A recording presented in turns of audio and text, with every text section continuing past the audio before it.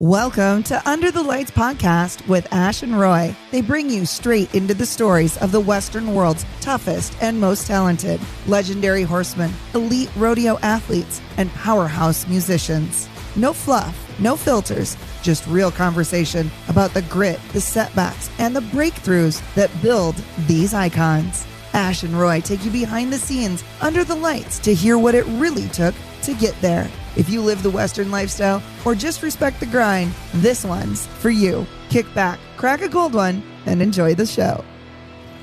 Welcome to Under the Lights with Ash and Roy. We are so excited to have you guys here with us today. My name is Ashley Tetrick, and I'm here with my co-host, Roy Dinges. Yeah, and we have a special guest, friends of both of ours. A friend of both of ours, which makes things sometimes a little easier when we're doing an interview. Mark, good to have you, and thanks for coming. Hey guys, how you doing? Thanks for having me. Before we get into too much, I'm going to give a little bit of a bio on Mark so that our listeners have a key understanding of the accolades that come with the Weaver Bruscemi name. Mark is one of the most accomplished harness horse owners in Standardbred racing, and through the Weaver Bruscemi LLC and longtime partnership with Burke Racing Stable, Mark's been an extraordinary run of success at the highest level of the sport. He has campaigned horses like Foiled Again, Sweet Lou, Lou's Pearlman, and was recognized as the owner of the decade in the 2010s.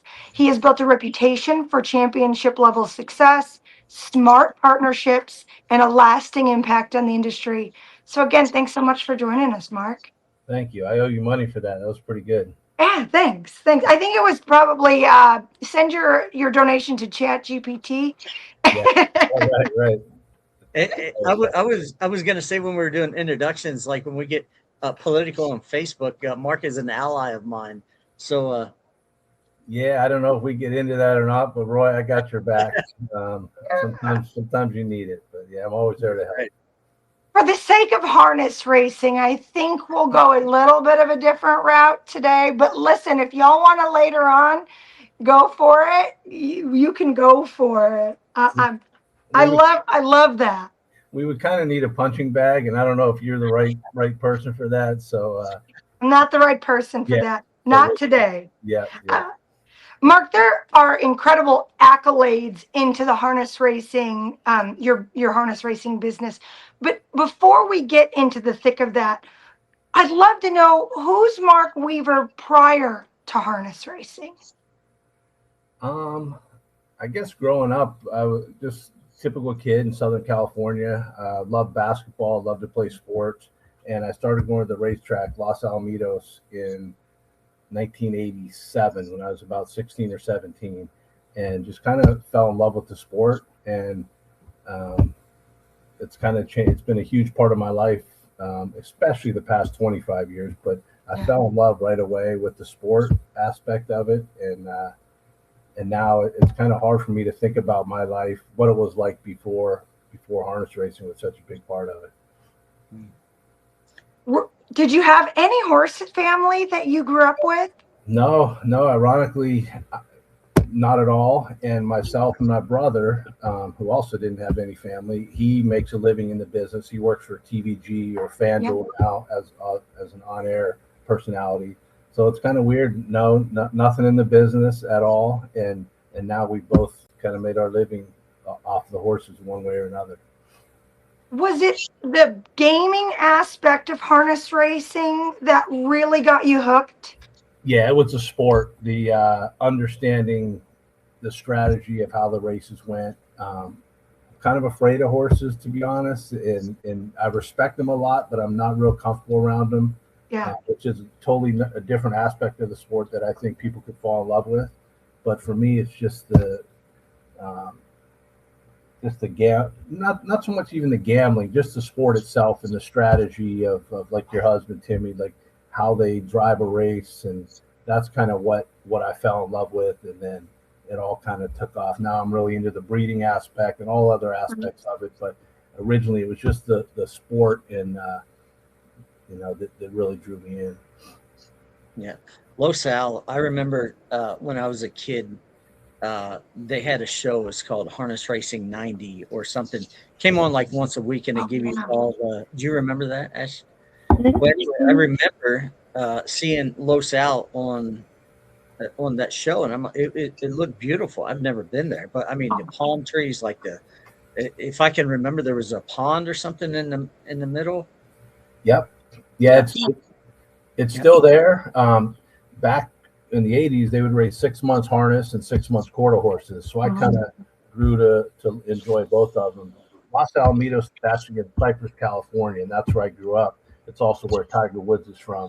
So no matter how famous I get, I'll never be more well known. But yeah, it's still there. They race quarters year round now. It's still, like you said, palm trees and the pond in the middle. Always a sunset in the back. It's beautiful, beautiful track. Yeah, I remember they set the track record a race I watched TK Skipper and Dare You To. Yeah, it was. I mean, TK Skipper won by like this much in like 51-3. But as a kid, that was one of the most exciting races and calls. And Los Alamitos. Yeah. No, there was a guy, Joe Alto, I believe, was the track announcer back then. And I remember those. I think that was maybe 92. I moved east in 93. So that was like a year before I headed back to Pittsburgh. Yeah. But yeah, that's where I didn't go to college. But when people say, ask if I did, I say yes. I went to Los Alamitos Racecourse University, and I got my master's. So, So we need to get T-shirts made and start your swag, Los Alamitos University. LAU. Yeah. The Weaver Bruscemi partnership has been such a consistently incredible build for a long time now. Yeah. Where did that relationship begin, and how did that start? Yeah, it's funny. I met Mike in, I guess, the mid 90s when I moved back here, and we were in a fantasy football league, and I would see him once a year. And at some point, I started buying horses in 03, and he came out to the track one time and says, "Hey, I'd like to get involved," and bought the first horse, and actually it was going to win, and it made a break, and it didn't finish the race. He was fine, and I figured that'd be the last we would see of Mike. He's done. Yeah, he stuck with it, and we got to 1 and 2 and 5 and 10, and at this point, I believe we've owned over 3,000 horses, and we currently have probably 550 or so between the race horses and the breeding game and yearlings and weanlings and everything. So it's over the last 20 years, it's gotten pretty big. Oh, I'd hate to be your accountant. Yeah. I pay him enough. I bet you do. Yeah. I bet you do. So, you've had the ability to travel to just about every North American racetrack, to be there with your horses and race. And where is your absolute favorite place to have race horses racing at? Just for personal reasons, the Adios it near at the Meadows near Pittsburgh. Pittsburgh, Pennsylvania. Yeah, I grew up in the teens, kind of going to that when I would come back and visit Pittsburgh. So that's still personally my biggest race of the year. But the Little Brown Jug to me is one of a kind. It's in the day. They get, I don't know what it is, 50, 60,000 people, I think. Yeah. They still go 2 heats, which is kind of an old school thing, but I still enjoy it. Race twice in the same day. So I would say the Jug, but they're all just the way the whole season. Hamiltonian's a great day, and the Breeders' Crown's a great day. So it's hard to really say one, but there are enough big days throughout the year that it's good to be in those important races, and they go for a lot of money too, so that doesn't hurt. Yeah, I think. I'm a big fan of the last weekend at Lexington. Yeah. Grand Circuit Week. Yeah, the Jug is fun. Everything is fun, right? But just the whole aura of Kentucky, and that's my favorite. Yeah, I love Lexington. That may be my favorite, extended, those 10 days of Grand Circuit. And I went to Oak Grove last year, And to be able to go to Nashville and then drive over the track, like it was my first time in Nashville. I thought that was one of my favorite cities. I can't wait to go back this year. So yeah, it's just, it's fun to be able to travel around to see the top horses race, and hopefully we have some that are worthy of following. Speaking of the Little Brown Jug, you guys have had a lot of, you've been there quite a few times, both for the Jug and the Jugette. Yeah. You had won the Little Brown Jug with Luce Pearlman, and that was an incredible race. If producer Britt, if you're available, I have, if we could pull up Luce Pearlman's YouTube video, maybe Mark, you could talk us through that race a little bit. Sure. Yeah. I remember it well. It was, he's the son of Sweet Lou, who's a tremendous horse for our operation and now a tremendous stallion. And Luce Pearlman was I don't know if it was his first crop, but one of his first few crops. And that Little Brown Jug race was, it was very, I don't want to ruin anything, but it was a tight finish, and it was probably one of my best memories so far. I bet you could probably, I don't know if you can get to about the 3-minute markish on this video. You could get halfway through there when they're getting to the gate. I know it's probably got to buffer a little bit. Going into this race, shame on me, I don't remember, Mark. Were you the favorite going into this? Yeah, I just saw the odds there. And for people that don't follow racing much, these horses raced maybe 2 or 3 hours before, maybe 2 hours before this. Yes.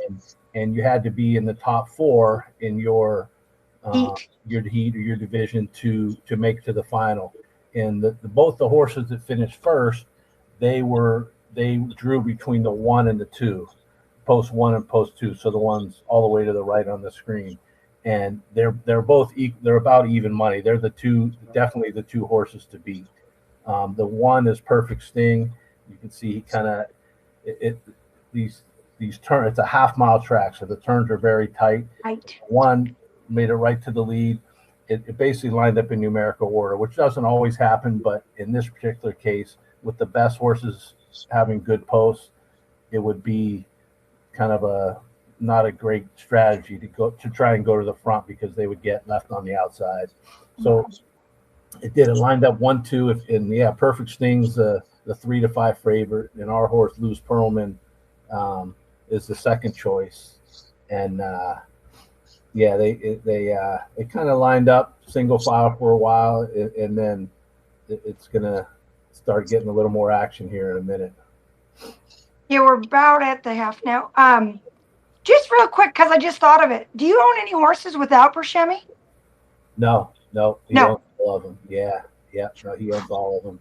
And so looking at the race now, most tracks, again, I don't know how many of your listeners are used to racing or not, but many of the tracks, they have what's called a passing lane, and when they go into the stretch, you can go to the inside. The Little Brown Jug does not. So our horse, right now, there's 3 across the track. He's in the middle. He actually came off the rail, which you would never do if there's a passing lane. But here, if you stay in behind the leader, you may never get out. So we tipped off the rail, and then another guy went 3 wide. So right now, we're poked our head in front, and Perfect Sting and David Miller, he's still battling back. That's Yannick Gingras on our horse. And they battled right to the wire. It's you can kind of see, like, I thought we got it, but you don't know. To me, I always say it was like winning 2 races, because there was a race itself, then we had to sweat like a 4-minute photo finish. That was just cool to have a stallion that you are so proud of, and then for his offspring to win a big race like that. And actually now Luce Pearlman is standing in Ohio, and his oldest crop are yearlings this year. They'll sell some sales this fall, and they'll start racing next year. So that was a special time. That's incredible. Yeah, that's pretty cool. And not to take anything away from your horse, but How many times has David Miller lost a jug in a photo finish? Yeah, no, David's tough at yeah, Yeah. he's tough in Ohio, and he's proven that now. He's back home, but yeah, they I'm sure a lot of the people were rooting for David. He's got a huge following there, being an Ohio guy, but that day, yeah, you see that the times are well, that's pretty big last half, and Oh yeah, out in the rim like that is pretty impressive. and I don't know the statistics, but for decades, maybe Lewis Pearlman was the first. Remember the whole thing? No horse has ever won a jug with a 2-hole trip. Oh, Yours might be the first one. Yeah, and is it even a 2-hole trip? Because Well, yeah, he came out exactly. But yeah, I don't know. it's crazy. Yeah. Yeah. Thanks, Britt. We could probably we're good there. And so your partnership with Run Burke, tell us how long you've been together and how you got together.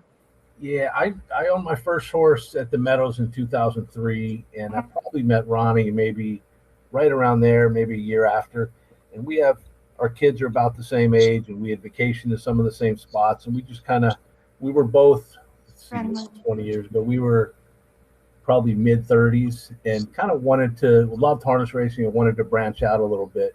And so that's when he was starting to move out east, and I'm pretty aggressive by nature and just wanted to get big. And kind of what we were doing at the Meadows, we started to do at Pocono, and then at Yonkers, and then at the Meadowlands, and he would just keep growing, and I would keep buying horses, and it just really took off. It was kind of just using the same strategy and concept that we did at home at the Meadows, and we just started to do it all over the country.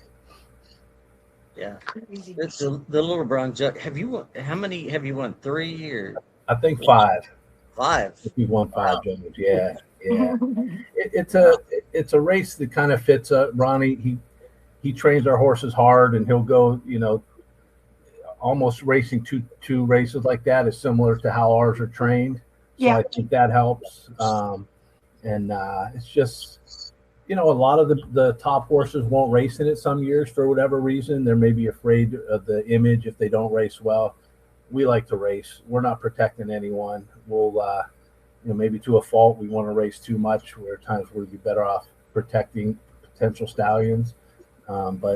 But yeah, we show up. Sometimes we'll have 3 or 4 or 5 in it each year. And so that certainly helps. We've got a lot of chances, but yeah. And I think respectively, last year was like a walkover.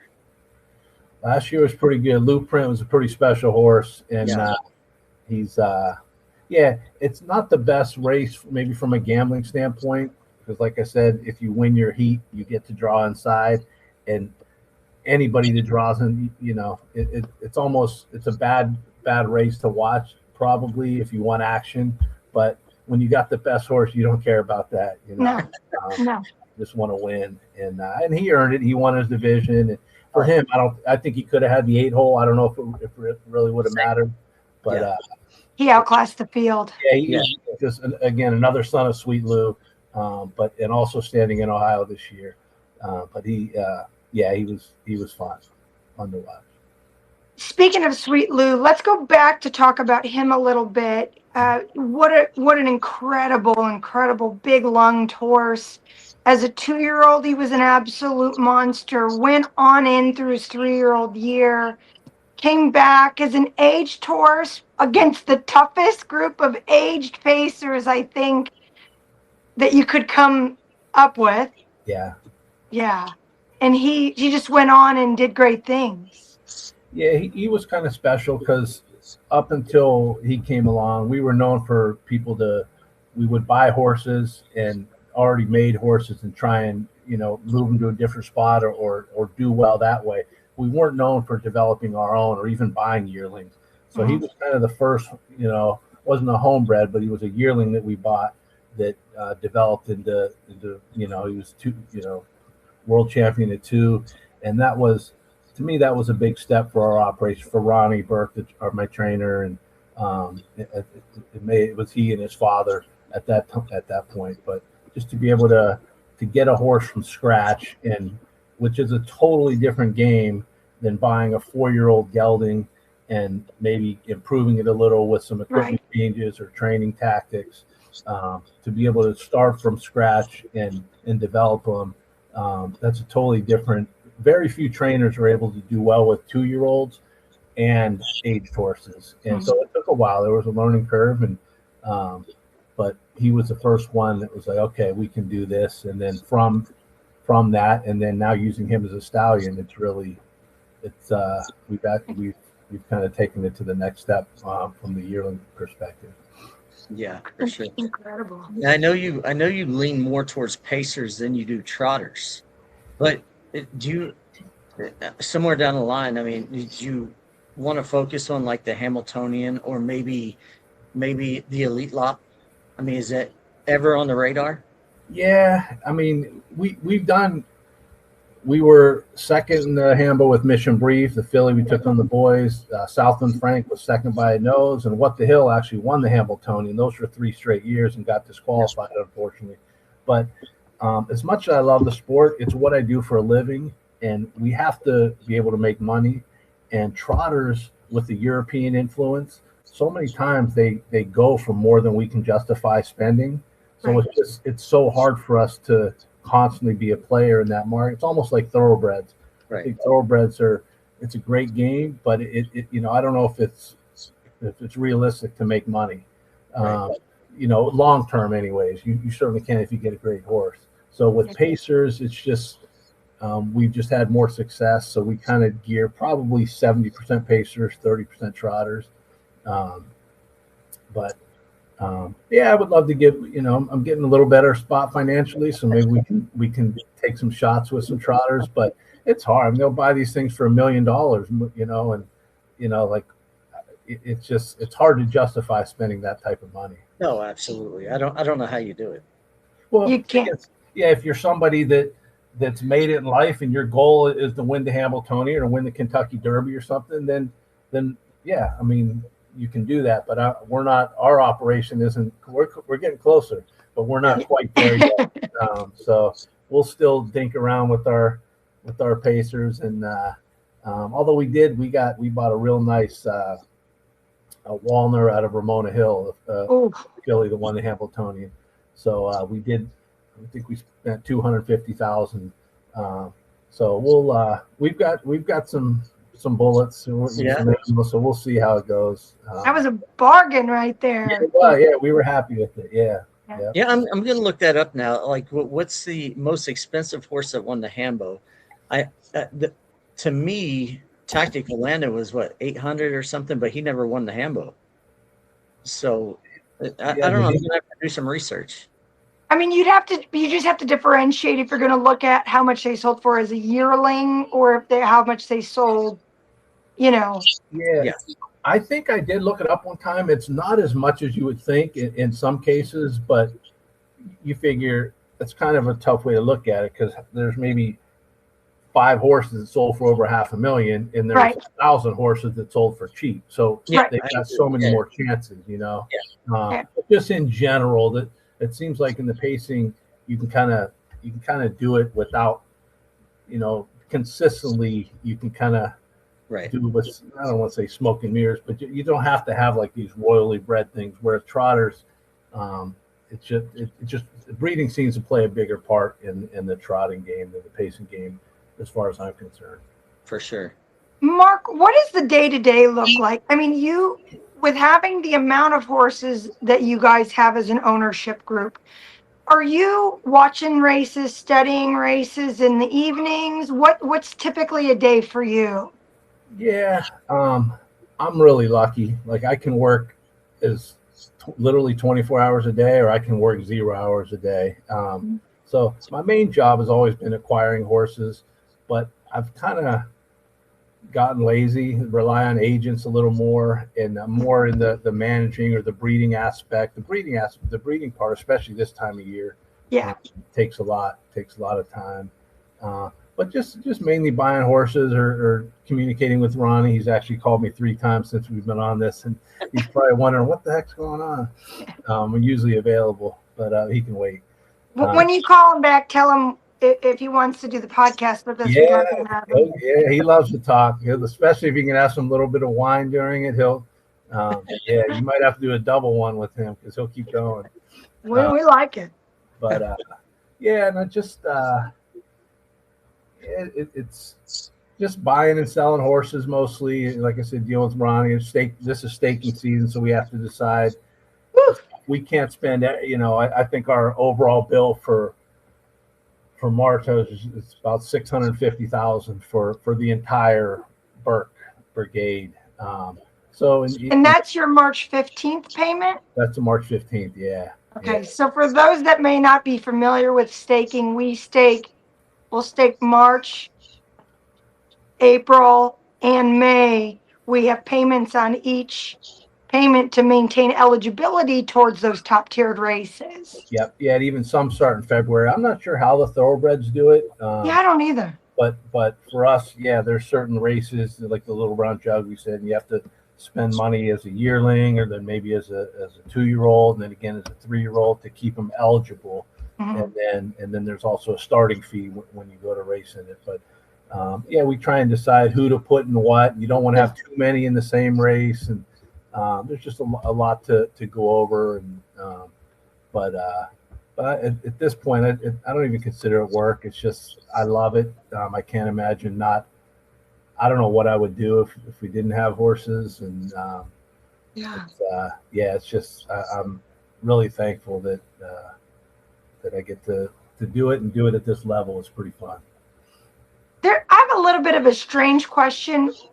Going back to Sweet Louie spoke about earlier, you guys made a big driver change from after his 3-year-old year to his aged year. I think it was 3 to 4. It may have been 2 to 3. I can't remember.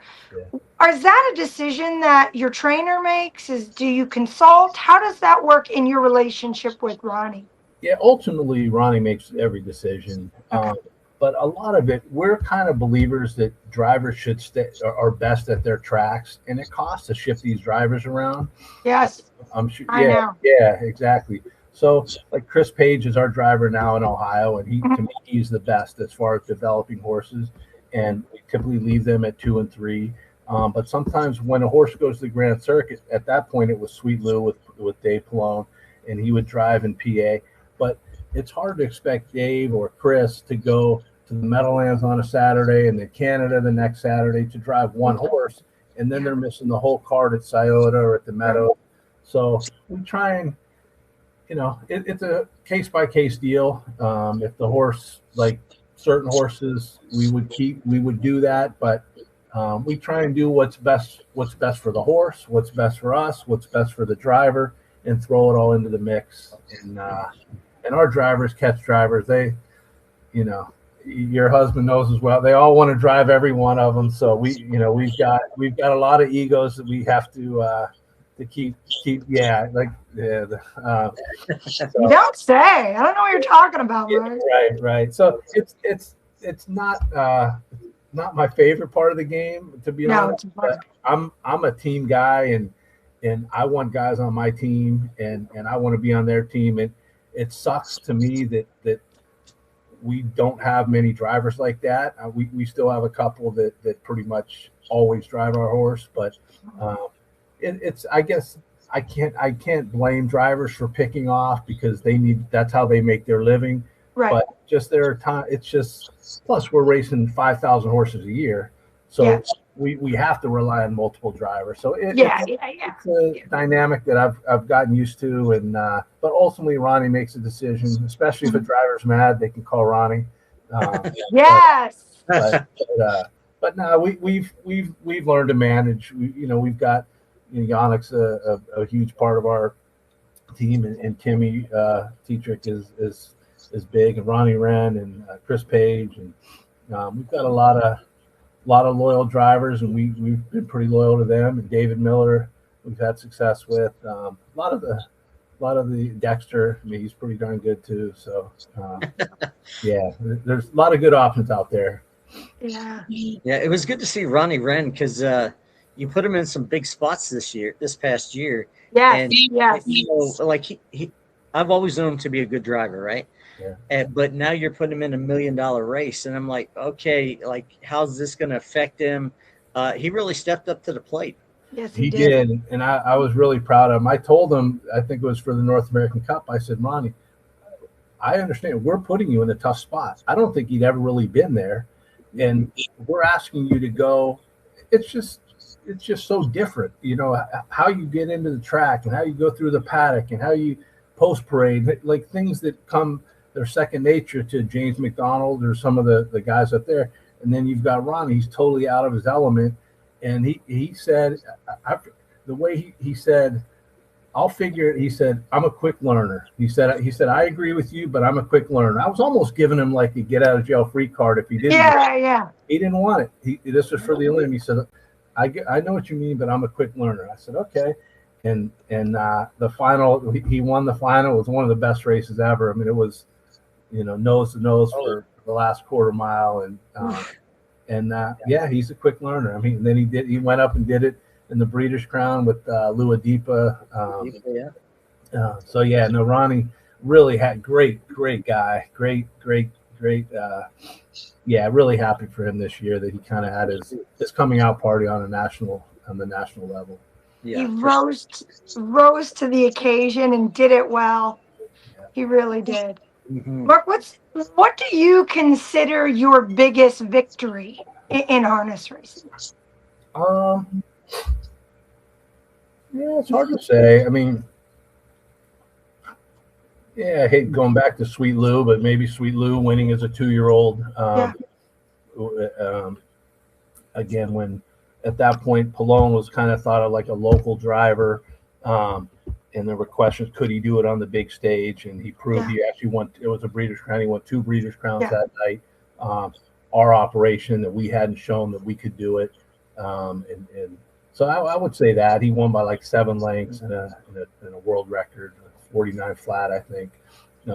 Then foiled again. I don't know if we talked about him, but he's the richest horse of all time. He made $7.6 million. Yeah. And he's still down. He's like a snowbird. He comes down to Florida in the winter with 2-year-olds, and he watches them train down. Then he goes back up to Pittsburgh in the summer. But he was born in 2004, so he'd be 22 now. And he looks good. I mean, he looks. I mean, you can tell but he's the one that put us on the map. You know, we bought him in 2008, and he will always be thankful for foiled.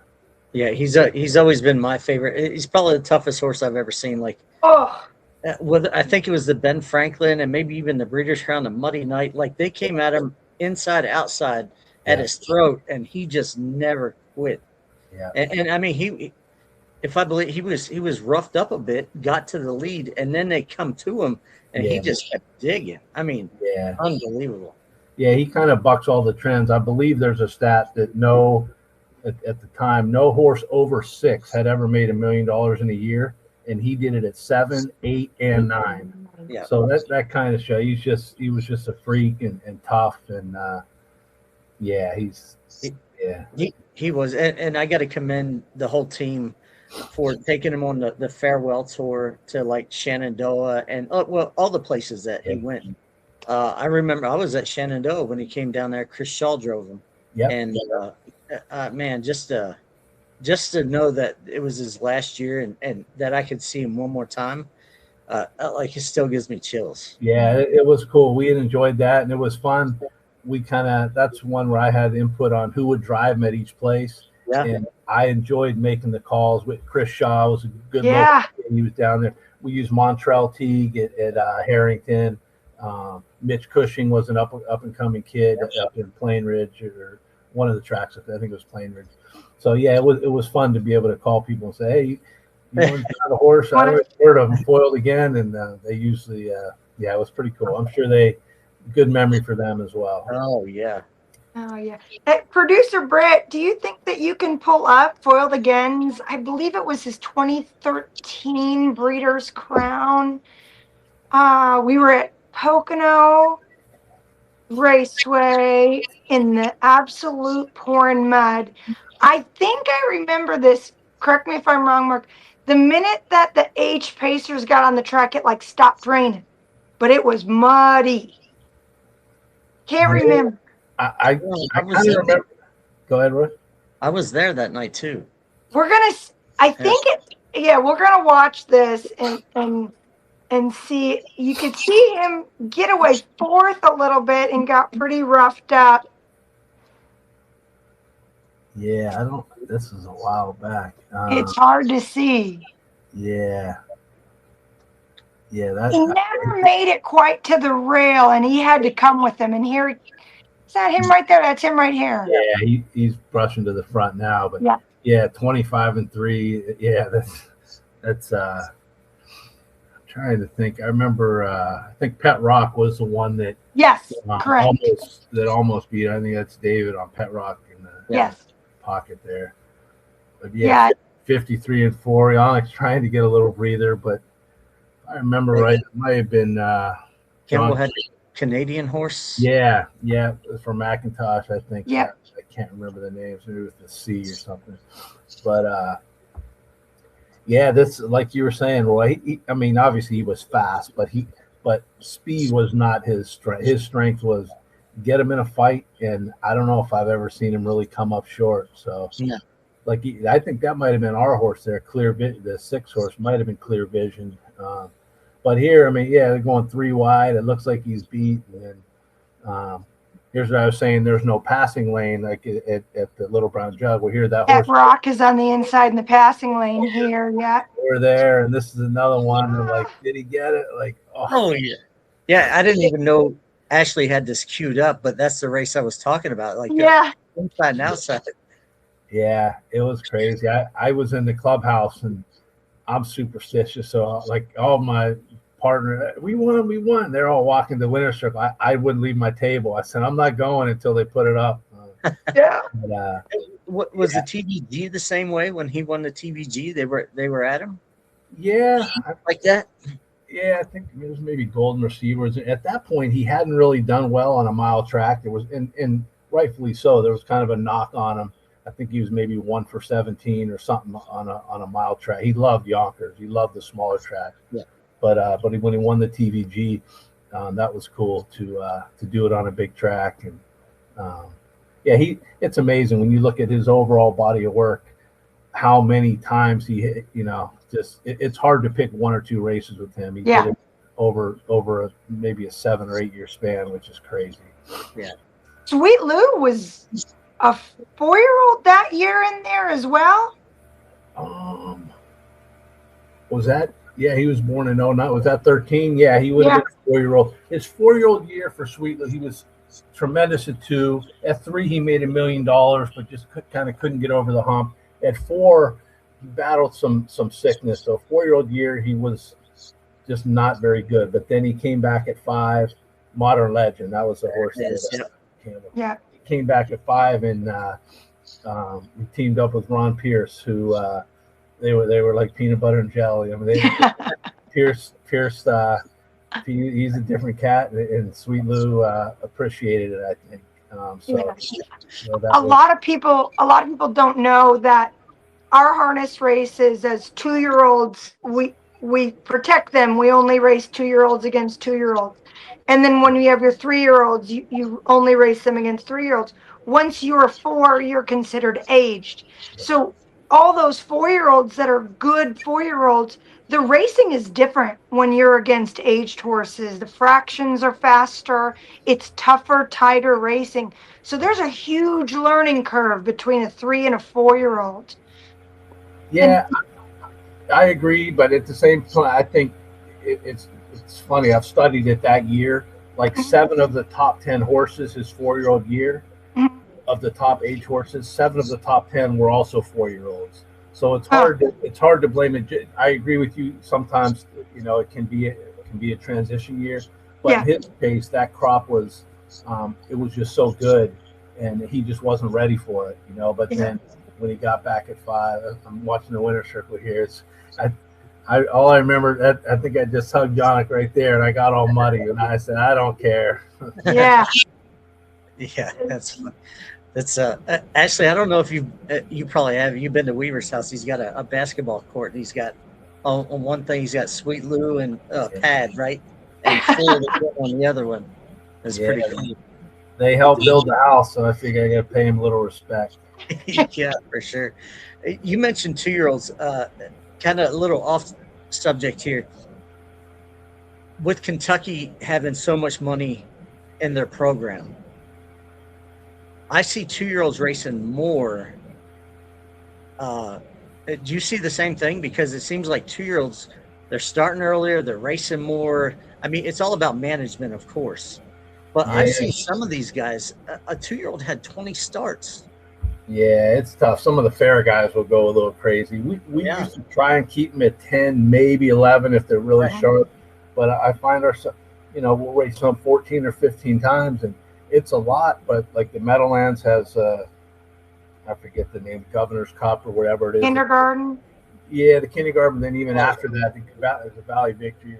Yeah. Those stakes. The 4-year-old, the Final Four things, and they're late November maybe, but they go up to 300,000 or 400,000. So it's hard to miss those when you're sharp. So, I mean, I think we probably do over race them, and we probably pay the price when we bring them back in the spring of their 3-year-old year.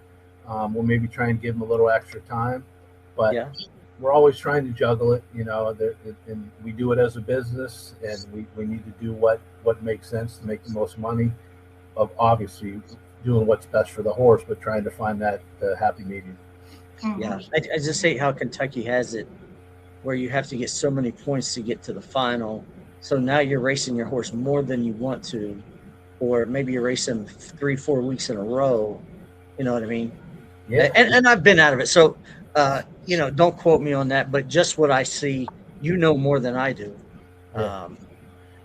Kentucky's it's the program right now. I mean, they are booming on the thoroughbred side and the harness side. Yeah. Like I said, they have Oak Grove, and then they go to Lexington for a while, and then they go to Corbin, the third track, for a couple weeks or 3 weeks in November. So they all go for really good money. And there in Ohio, tremendous. Pennsylvania solid, Indiana solid, New Jersey. We're hoping they get the slot machines passed this winter, and that would be huge. And then you've got other small, like Delaware's a great place to race. It's not the easiest place to get in, but for the Plain Ridge up in Massachusetts, it's phenomenal. So there's a lot of places back here. I wish there was a track out west in California, so I could kind of go back to my roots. And I believe they're opening one back up, and it shut down. At this point, the purse money, it's just not. It's good to do maybe as a hobby, but if you expect to be profitable, which I do, it's hard to really. And Minnesota is another state that they're doing pretty well. It's a good little place to race. So but in Virginia, there's a lot of different states out there that have a unique little program that have you make some money. Have either of you been to Shenandoah down the Virginia? Yeah. Mark, the stands are filled every single weekend. To the top. Yeah, they're $2 bettors, if that. But that's okay. These are people that just enjoy the races, and they will cheer at the top of their lungs for every race. Yeah, it's great. It's great. Yeah. It's crazy. I'd like to get down there. Yeah, I'm sure. I don't know if you can get Ronnie to get you down there, but maybe we just have to go like on your own weekend. Yeah, we'll make it work. Mark, we spoke about your biggest victory. I always love to balance that out by talking about your toughest defeat. What would that be, do you think? I don't know. I'm pretty good at just turning the page, Maybe a great horse that ended up getting hurt. Yeah, we had it was Where Were You Butte, a 2-year-old filly. Oh, Where Were You Butte? Yeah. I think she was 2. It was 2 or 3. She lost a race in Canada. We've got a couple tough races it's tough to travel. I don't think people understand that, especially like for us when we go up to race in Canada. To go up 1 week is hard, but a lot of these things you have an elimination on Saturday and then the finals are the next Saturday. It's hard on horses to be able to be out of their routine. And do you ship them back? Like we're at the Meadows, we're 5 or 6 hours. you ship them all the way back and you have to go up again, or you leave them there in new surroundings. And Well, what 2026? What do you have that you're really looking forward to? 2025, best year ever, by far. And people say, would you be happy to repeat it? I'm like, yes, I'd be happy to do even close to it. But I just saw some 2-year-olds train today down in South Florida. It looked pretty nice. It's hard to say. It's early, mid-March, and the 2-year-olds don't really start until June or July. But yeah, I don't know. I mean, it's hope for a good year. We've got a couple of Luadipa and Frantic Hanover, a horse that Timmy drives, and an older horse Fallout that Timmy drives is pretty nice. Yeah. But Nice. yeah, well, I mean, we'll have to see. I mean, I don't have overly high expectations, but we've got enough horses that hopefully some can surprise us. Yeah. So, I'm not going to say politics of the sport, but this ongoing, Ashley and I have talked about it. You've seen, like I posted on Facebook, how do we get, like, we're doing the same thing that we've always done? I mean, to me, I think we need to get rid of the old guard, bring in some of the new, right? It's just like politics. When the deep state rules, they control everything. And I think we see the same in harness racing as we do in politics. So how do we change things? I mean, I put something out the other day. We need to bring in creators, influencers. Everybody else is doing it, right? And we've seen the proof with the Meadowlands. Now, I'm not saying just us. I mean, there's a ton out there, right, that are credible. Why are we not doing something? Why are we not having concerts after big events, like after the Hambo or after Kentucky, right? You have the UK. Like, people would come tailgate, watch the races. Now they would get exposed. I mean, what's your thoughts? Yeah, I'm not smart enough to know, like what would work. I'm open to try new things. I know that the one, I can't think of his name. He's a thoroughbred guy. He owns a thoroughbred, and my daughter, when I mentioned his name, Griffin. Yeah. I've texted with some of his people and tried to get him down and explain, like, in our sport, you can actually sit behind the horse. You can actually race in a real race, get your amateur license and be a lot more hands-on. Our horses are durable, and I don't want to say safer, but they're easier to manage than a thoroughbred. Yeah. And, but we haven't been able to make that happen with him yet. But yeah, I mean, any way to get exposure is good. I don't know if we could change one thing, like people will say. It's hard to. I don't know. I wish people could experience the sport the way I have and see, like, it's been the biggest part of my life. And, I mean, if you want to get involved with the horse, you can get involved with the horse. If you want to do it from, like, I'm basically a general manager of a sports team. I love the Steelers. Right. I'm like the GM of the Steelers. I get to pick the players that I want and who's going to coach them. And if you get into it and make the right decisions, you can have a lot of fun and you can make a lot of money. I don't know any other. To me, it's the greatest sport in the world, and the fact that you can make money with it. I wish other people knew enough about it and gave it enough of a chance to try and to give it a go. And I hope I don't know why it has. There's so many other options I hear, in society, and but I would love to see my two kids, and they have two friends. They've gotten in. They're starting to buy horses. So, maybe some younger, maybe like shows like this that people would expose. If you show it to the people that are in other forms of horses that don't know about harness racing, like. I'm telling you, you can make a lot of money. It's a lot of fun. Anybody can send me a message on Facebook. I don't have all the answers, but I think I got most of them. And I'm an open book. I've made my money. I've passed on as much knowledge as I can, and I think I think that it adds to the quality of life to me to be able to watch the people that I've introduced to this game. They pretty much all made money and they love it. And so I just don't see how, if you give yourself a chance to fall in love with it and get involved, I don't see how you would regret it. I think, it's great work. We had Dr. Dye on earlier and said when Ashley and I started this, or when Ashley started, and I was fortunate enough to come on here with her. Now I live in Texas. We want to get that crossover from rodeo to harness racing. So a lot of people don't realize that Western, like rodeo people, Western, like a lot of oil people here, it's a lot of old money, right? So I want to get the 6-time world champion Casey Field. He's a bareback rider. He's retired now, Hall of Famer, or will be in the Hall. No, he's in the Hall of Fame. Anyway, I want to get him to like the Meadowlands or something and do like a celebrity race because he has a good following on social media. Yeah. Now all the Western world people, rodeo people, will now be exposed to harness racing because they watch Casey Field, right? All we need is a budget to get him out there. So that's what, like the USTA, whoever, get that crossover and more eyes on the sport because of somebody like him. And he's Area's golden boy. Now it's a good way. Area's going to be, they watch his every move. Now Area's going to be like, why don't we sponsor something? Why don't we do something? So, I agree. And you take Ashton Nicola, the Joker from basketball.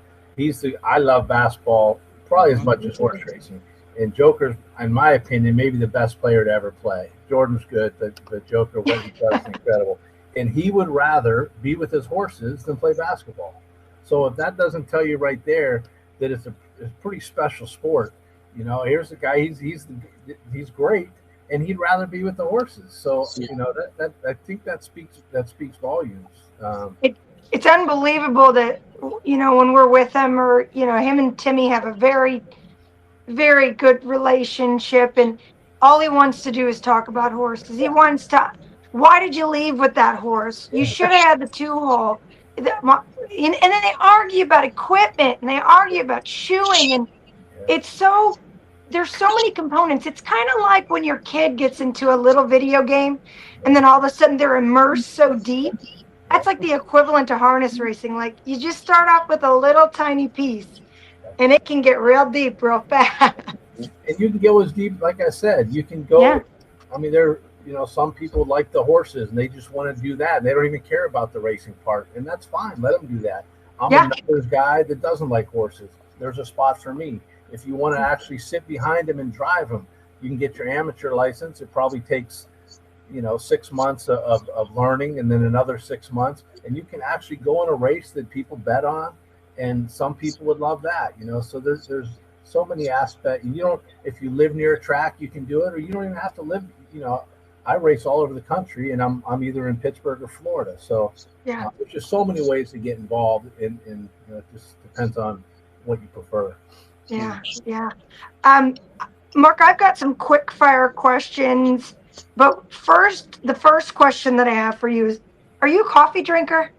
No, I'm a Diet Coke. I've never drank coffee. I've never smoked. I've never been drunk.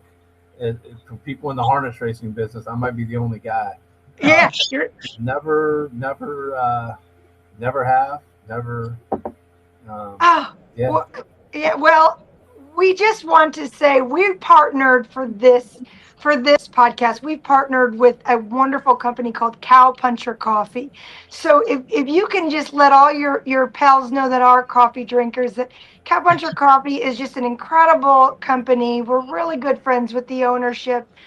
We're so proud to have them as a sponsor. Hey, producer Brett, well, even though Mark's not a coffee drinker, let's roll that commercial just so that he can tell his friends about it. Thank you to our great sponsor, Cow Puncher Coffee. Spur the day. It isn't just a cup. It's a kick in the saddle. Bold, smooth, and built for early mornings and long days. It fuels the kind of determination that gets work done. Rich flavor without the bitterness. Strong enough for the arena, smooth enough for the porch. Find it at cowpunchercoffee.com. Oh, good. I'll tell you what, guys. Send me some cowpuncher. I'll try it. That'll be my first ever coffee. Oh, Guys, and I'll report back. okay. We're doing it. Yeah. We're doing it. Done. Before I get into the rest of those short, quick fire questions, Roy, do you have anything else to chat with Mark about before we go on? No, I'm ready to hear these answers he's got. Okay. We're going to be just real quick. Don't think too much about it. Favorite movie? Fast Times at Ridgemount High. Jeff Spicoli. You guys might be too young for that. I don't know, but No, you I'm older than you. Are you? Okay. Yeah, Fast Times. It's old school, just a typical 80s movie, but Shawshank Redemption too. Those are both good. Yeah, good ones. What plays on the radio in the car? I'm not in the car much. Probably 80s music, I guess. Yeah. Now, I know you're not a drinker, but a favorite cocktail, or do you have anything to settle down? Diet Coke or Mountain Dew. That's it. Are you an early bird or a night owl? Night owl. Not even. I'm not out of bed till 10:30 most days. Who's your biggest cheerleader? I don't know.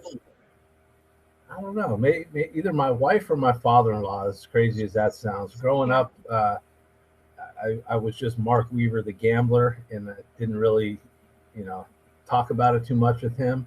But now I'm Mark Weaver, the owner, and he travels around a lot to most of the races with me. And I would say maybe my father-in-law Bruce. I love having him with me, and he's turned into quite the harness racing fan. Who's your toughest critic? Probably me or Ronnie. We both expect a lot, but nothing I can't handle from him or me. It's nobody's too critical of me, which is good. What's a pet peeve that you have?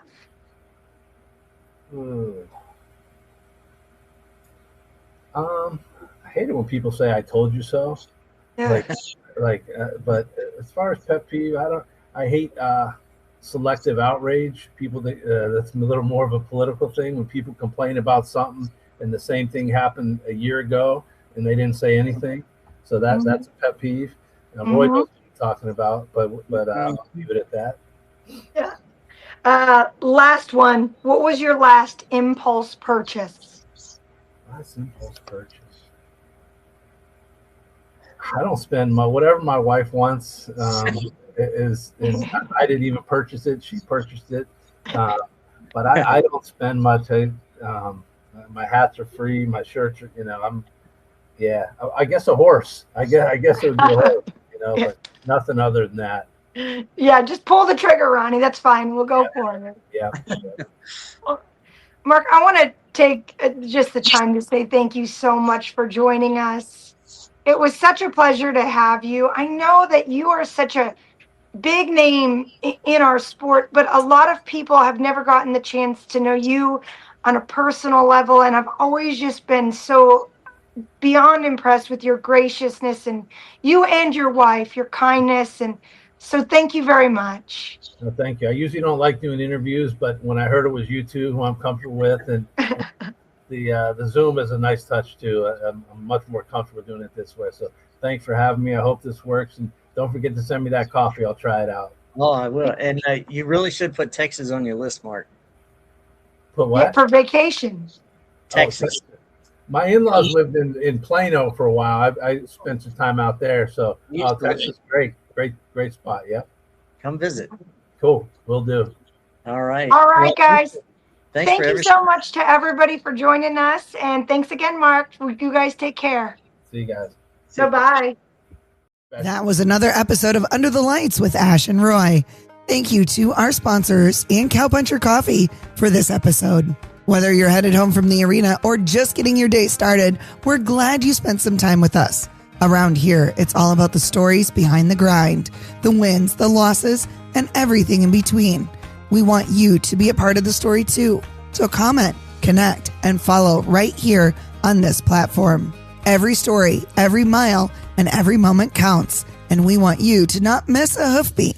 So wherever life's got you riding, stay tough, stay true, and we'll meet you right back here next time under the lights.